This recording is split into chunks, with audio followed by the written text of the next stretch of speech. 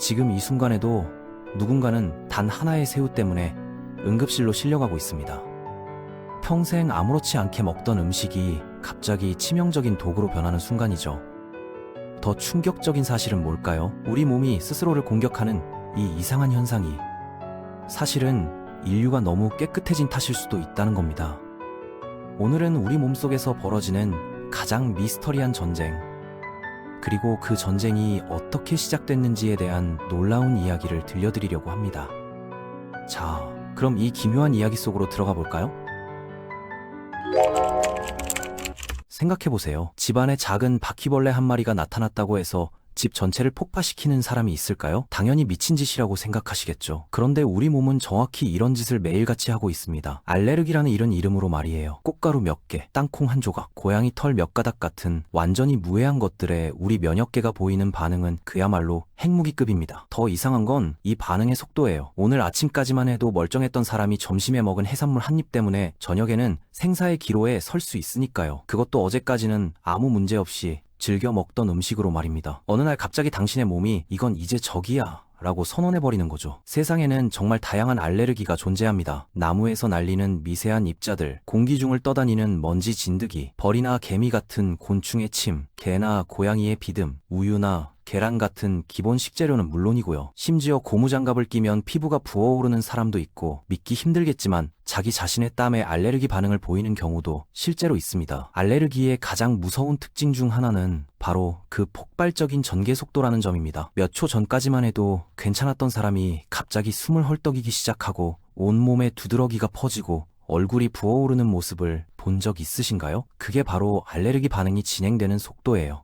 그리고 이보다 더 당혹스러운 건 평생 아무 문제 없이 지내던 물질이 어느 날 갑자기 치명적인 적으로 변할 수 있다는 사실이죠. 지난 수십 년간 특별한 문제 없이 즐겨 먹던 새우가 오늘 당신을 죽일 수도 있습니다. 이건 농담이 아니에요. 그럼 도대체 알레르기가 뭐길래 이런 일이 벌어지는 걸까요? 왜 우리 몸은 전혀 위협적이지 않은 대상에게 이토록 과격하게 반응하는 걸까요? 사실 이 질문에 대한 답은 우리가 생각하는 것보다 훨씬 더 흥미롭고 놀랍습니다. 과학자들은 지금 하나의 매력적인 가설을 검토하고 있어요. 그것은 바로 인류가 우연히 스스로에게 알레르기라는 저주를 만들어냈을지도 모른다는 거예요. 어떻게요? 너무 깨끗해진 환경 때문에, 더 정확하게는 우리 몸속에 살던 기생충들을 완전히 몰아낸 대가로 말입니다. 이제부터 들려드릴 이야기는 정말 불쾌하면서도 동시에 엄청나게 흥미로운 내용입니다. 우리 조상들의 삶을 한번 상상해보세요. 불과 몇백 년 전만 해도 인류는 기생충과 함께 사는 게 너무나 당연한 일상이었습니다. 지금 생각하면 끔찍하지만 당시에는 마시는 물과 사람들의 배설물이 그렇게 멀리 떨어져 있지 않았어요. 화장실 시스템도 없었고 하수도 처리 시설도 없었으니까요. 이런 환경에서 특정 종류의 기생충들은 정말 완벽한 생존 전략을 개발했습니다. 그들의 전략은 이랬어요. 오염된 물을 통해 인간의 몸속으로 들어가서 그곳에 둥지를 틉니다.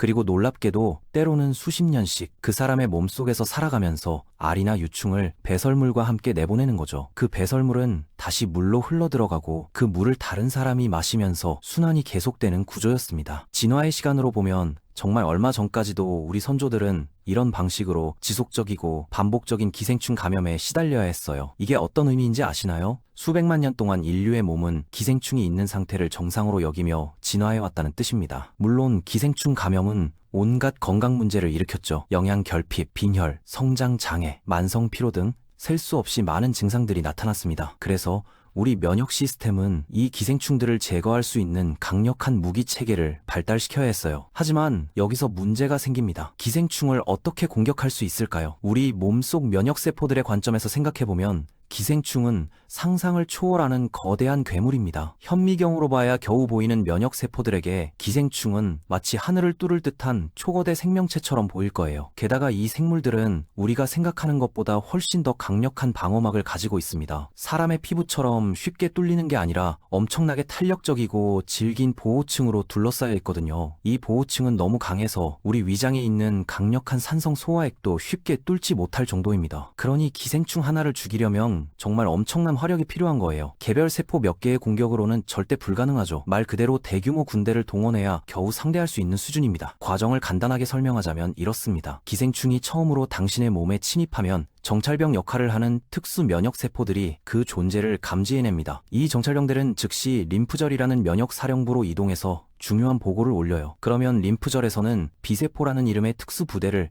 긴급 소집합니다. 이 B세포들은 일종의 무기 공장이라고 생각하면 돼요. 아무튼 이 B세포들은 지금 기생충과 전쟁 중이다라는 명령을 받고 즉시 특별한 종류의 무기를 생산하기 시작합니다. 그 무기의 이름은 IgE 항체인데요. 이 녀석들은 작은 개처럼 생긴 단백질 분자로 양쪽에 집게발 같은 구조를 가지고 있어요. 이 집게발이 기생충의 표면에 달라붙는데 그 달라붙는 힘이 마치 초강력 자석이 쇳덩어리에 붙는 것처럼 강력합니다. IgE가 생산되기 시작하면 이 항체들이 당신의 몸 전체로 퍼져나갑니다. 혈관을 타고 온몸 구석구석까지 도달하는 거죠. 그리고 이때부터 정말 위험한 일이 시작됩니다. IgE는 기본적으로 핵폭탄의 기폭장치를 설치하는 것과 같은 역할을 하거든요. 그 핵폭탄이 바로 비만세포라는 녀석들입니다. 이름 때문에 오해하실 수 있는데 살이 찐 세포가 아니에요. 비만세포는 우리 몸에서 가장 위험하고 폭발적인 세포 중 하나입니다. 왜냐하면 이 세포들은 히스타민이라는 강력한 화학물질과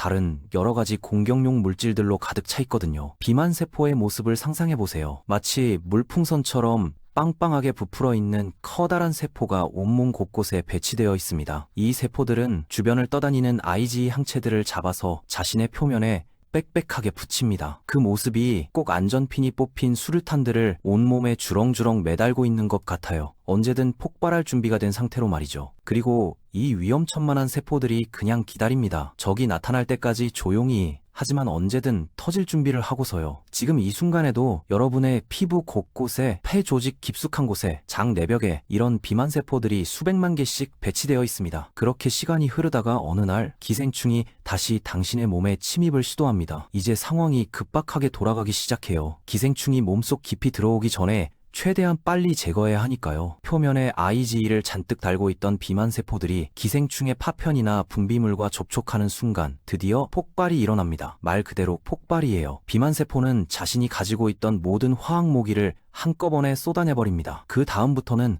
정말 빠른 속도로 여러 일이 동시다발적으로 벌어집니다. 첫 번째로 비만세포에서 방출된 화학물질들이 기생충을 직접 공격하기 시작합니다. 이 물질들은 기생충의 단단한 보호막에 구멍을 내고 상처를 입히고 전반적으로 기생충을 엄청나게 고통스럽게 만듭니다. 두 번째로 히스타민을 비롯한 여러 응급신호물질들이 주변 조직에 강력한 염증 반응을 일으킵니다. 이 물질들은 근처의 혈관들에게 지금 당장 수문을 열어라는 명령을 내리는 거예요. 그러면 혈관에서 엄청난 양의 액체가 새어나와서 조직 사이로 흘러들어갑니다. 이게 바로 염증이 생기는 원리죠. 왜 이런 일을 할까요? 물로 기생충을 씻어내려는 전략입니다. 마치 소방호스로 불을 끄듯이 체액으로 기생충을 밀어내려는 거예요. 동시에 점액을 분비하는 세포들도 최대 출력으로 가동됩니다. 끈적끈적한 점액으로 기생충을 뒤덮어서 움직이지 못하게 만들려는 겁니다. 세 번째로 다른 종류의 화학물질들이 몸 전체에 경보를 울립니다. 이건 마치 공습 경보 사이렌 같은 거예요. 이 신호는 특별한 전투 부대를 부르는 소환 신호입니다. 그 부대의 이름은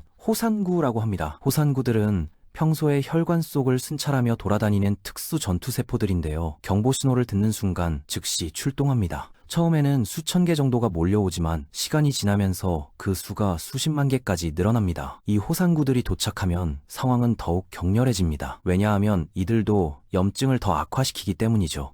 하지만 그게 목적은 아니고 호산구의 진짜 무기는 따로 있습니다. 바로 극도로 독성이 강한 화학물질들이에요. 호산구는 기생충을 발견하면 이 독성 물질들을 말 그대로 토해냅니다. 기생충에게 직접 퍼붓는 거죠. 이 물질들은 기생충의 그 단단한 방어막조차 찢어발길 수 있을 만큼 강력해서 기생충에게 치명적인 부상을 입힙니다.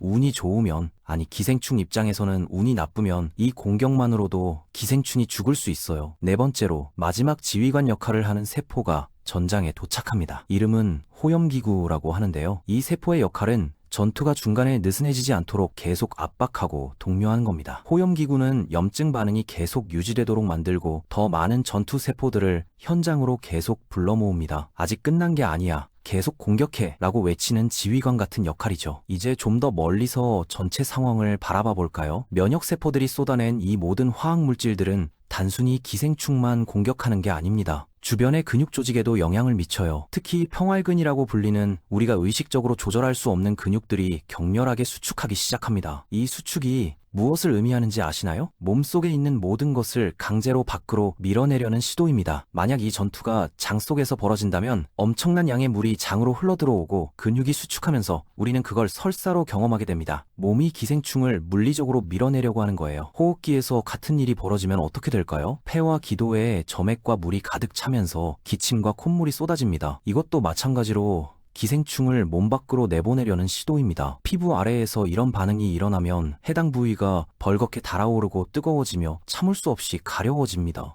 바로 면역 시스템이 그 부위에서 살인을 저지르려고 하고 있기 때문이에요. 여기까지 들으셨다면 아시겠지만 기생충 하나를 죽이는 데는 정말 어마어마한 화력이 필요합니다. 그리고 우리 몸의 항기생충 부대는 신속하고 강력하게 그리고 극도로 폭력적으로 행동할 수 있는 권한을 가지고 있어요. 좋습니다. 여기까지는 이해가 되실 거예요. 기생충과 싸우는 우리 몸의 전략이니까요. 그런데 이게 도대체 사람을 죽일 수도 있는 새우랑 무슨 상관이 있는 걸까요? 기생충들도 가만히 당하고만 있지는 않았습니다. 수백만 개의 폭탄에 찢겨나가는 걸 즐길 생명체는 없으니까요. 모든 생명이 그렇듯 기생충들도 자신들을 향한 치명적인 공격에 대응해서 진화해왔습니다.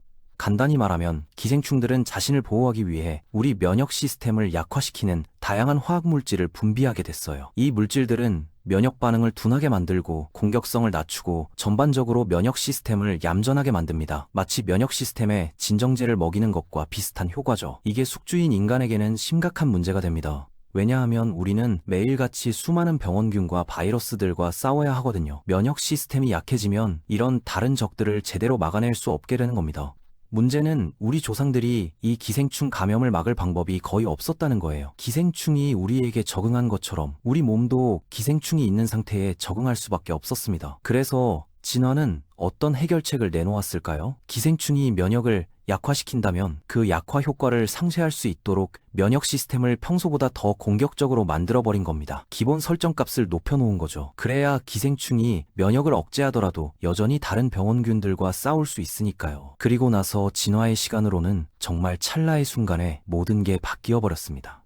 인류는 갑자기 비누와 위센이라는 개념을 발명했고 무엇보다 중요한 것은 배설물과 식수를 완전히 분리하는 시스템을 만들어냈어요. 이 변화가 기생충들에게는 재앙이었습니다. 그들의 생활 주기가 완전히 무너져버렸거든요. 더 이상 사람의 배설물이 식수로 들어가지 않으니 새로운 숙주를 찾을 방법이 사라진 거예요. 거기에 현대의학이 등장하면서 남아있던 기생충들마저 거의 완전히 박멸됐습니다. 물론 지금도 전 세계적으로 약 18억 명 정도의 사람들이 기생충에 감염되어 있습니다. 하지만 이들은 대부분 위생시설이 열악한 농촌 지역이나 빈민가, 깨끗한 물에 접근하기 어려운 환경에 살고 있는 사람들이에요. 반대로 이런 환경에서 벗어난 사람들, 즉 선진국에 사는 우리 같은 사람들은 재미있는 문제에 직면하게 됐습니다. 수백만 년 동안 우리 면역 시스템을 억제해온 주요 적이 갑자기 사라져버린 거예요. 생각해보세요. 우리 면역 시스템은 여전히 기생충이 자신을 약화시키고 있다고 가정하고 작동하고 있을 가능성이 아주 높습니다. 그래서 평소보다 훨씬 더 공격적이고 과민하게 반응하도록 설정되어 있는 거죠. IG 항체, 비만세포,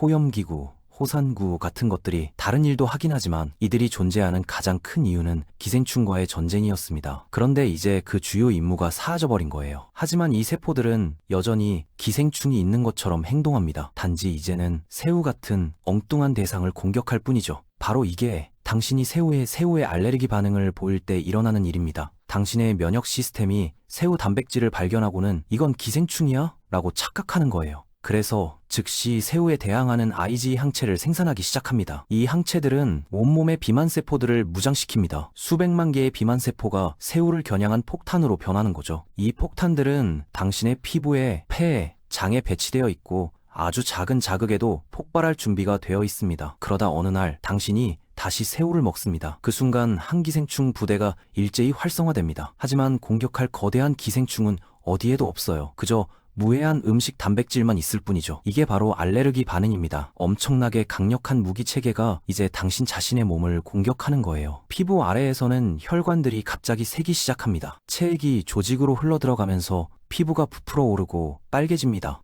가려운 두드러기가 온몸에 퍼지기도 하죠. 즉시 온몸이 뜨거워지고 기분이 나빠지는 걸 느끼게 됩니다. 소화기관에서는 비만세포들이 메스꺼움, 경련, 날카로운 통증을 일으킵니다. 물이 장으로 대량으로 유입되면서 격렬한 설사와 구토가 시작되죠. 호흡기가 부어오르기 시작하면 숨쉬기가 힘들어집니다. 이건 정말 위험한 상황이에요. 더 심각한 건 히스타민과 다른 화학물질들이 폐의 근육을 수축시킬 수 있다는 겁니다. 경미한 경우에는 그냥 코가 막히는 정도로 끝날 수도 있어요. 하지만 최악의 경우 당신은 갑자기 생존을 위해 싸워야 하는 상황에 처하게 됩니다. 온몸의 비만 세포들이 동시에 폭발하면 아나필락시스 쇼크라는 치명적인 상태가 됩니다. 혈액이 너무 많은 수분을 잃어버려서 혈압이 위험할 정도로 떨어지는 거예요.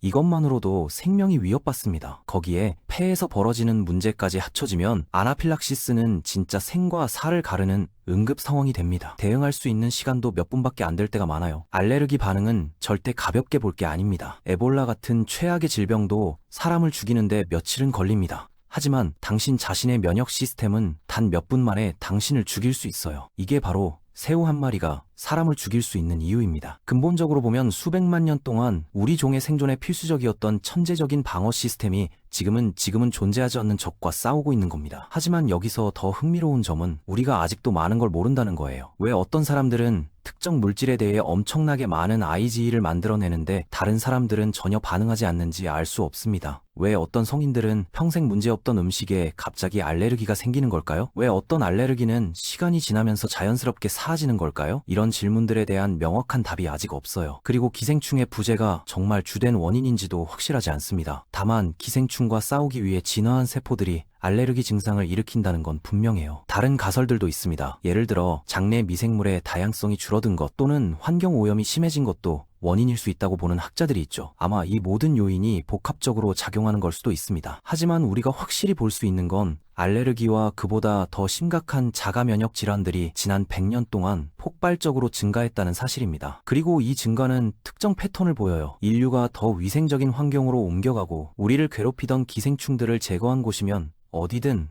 알레르기가 급증했습니다. 과학자들이 언젠가 이 수수께끼를 완전히 풀어서 알레르기를 영구적으로 예방할 수 있게 되기를 바랍니다. 하지만 한 가지는 확실해요. 우리는 절대로 기생충을 다시 우리 몸에 들이고 싶지 않다는 거죠. 그건 정말로 집에서 거미 한 마리를 발견하고 핵폭탄을 터뜨리는 것과 다름없을 테니까요.